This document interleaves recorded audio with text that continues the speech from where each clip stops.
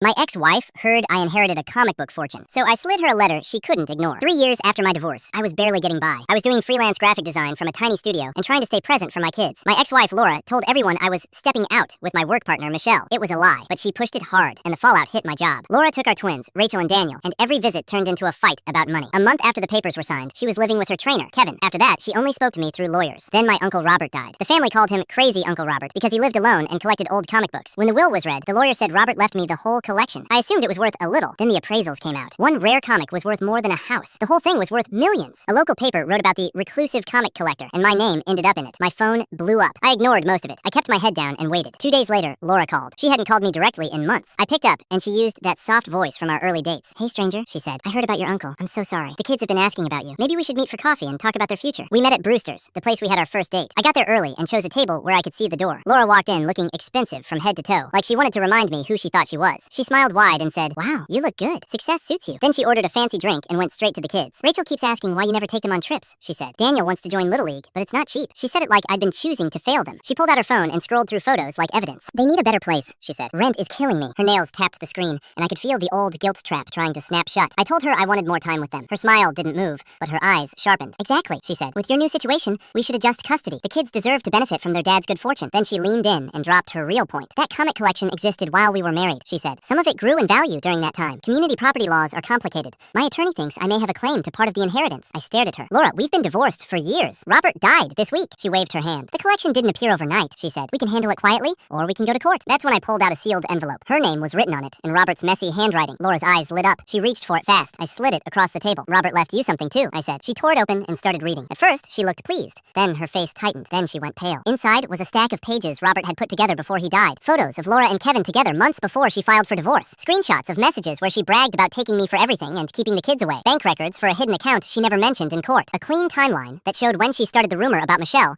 and when she started seeing Kevin. The last page was Robert's letter. It said Laura would get nothing from his estate. The inheritance was in a trust built to block claims from ex-spouses, reviewed by multiple law firms. It even said it was designed to stop the exact move she was trying right now. Then, at the bottom, Robert added one more detail. Kevin had been seeing her yoga instructor behind her back. Laura's hand started shaking, the pages rattling on the table. She whispered, "This isn't legal." I said, "It is." Her eyes flicked to the other tables. Laura snapped, "You set me up." I shook my head. "Robert did," I said. "He hired a private investigator during our divorce, and he kept records." She leaned forward, voice tight. "So what? You're going to use this to take my kids?" I kept my voice calm. "No," I said. "You already tried to take them from me." I tapped one page in the envelope. "Robert set aside money for Rachel and Daniel," I said. "School, activities, whatever they need. But it only gets released if I'm allowed to be their father, not treated like an ATM." Laura's mouth opened, then closed. Her face went stiff, like she was holding back a scream. She shoved the papers back into the envelope with shaky fingers and stood up so fast her chair scraped the floor. "This isn't over," she said. I looked at her and said, "It is if you stop." She left her drink untouched and walked out. Now she's saying I'm cruel for that envelope. Was I wrong to do it?